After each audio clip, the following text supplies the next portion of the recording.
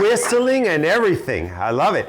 So this message is gonna probably sound a little confusing at first, but trust me, stay with me, and it'll start to make sense.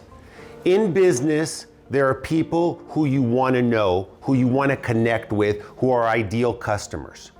But you spend a lot of time trying to connect with them directly. Sometimes it'll take years to connect with them. Sometimes you never connect with them. So I want you to start thinking about connecting with people who you know who you want to know. Because you may not know them, but I guarantee you, somebody that you know knows them. So how can you figure out who knows who you want to know? One way, social media. Well, I don't like social media. That's fine. You don't have to be on it. You could be a voyeur. You sign up for an account with a fake name just to go look at other people's profiles. Some of them who have public profiles, you can actually just take your significant other's phone and go look at them that way and make some notes, because you'll see who they're friends with. Now, if it's somebody who's really worthwhile, who you want to get to know, and they may not be on social media, I'm sure they do some kind of public appearances. So go look at some news stories, TV stories, newspaper stories, a blog or something that was written about them, and see where they might be next. And then show up, sign up. Now, let's say you find somebody who knows who you want to know. Well, you might consider spiffing that person. What does that mean?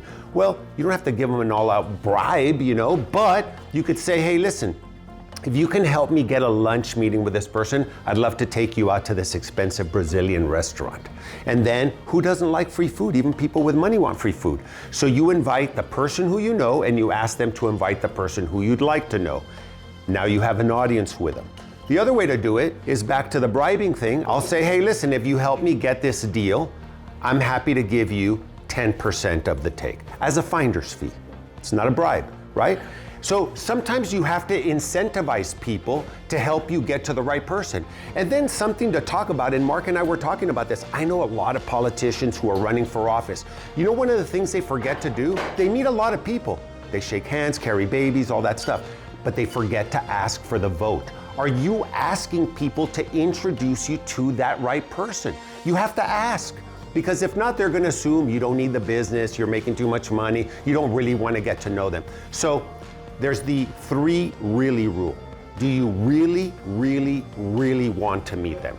If you really, really, really want to meet them, then you're gonna go all out to get to know them. So remember, sometimes you can't get to the person who you want to know, but you can get to the person who knows who you really want to get to know.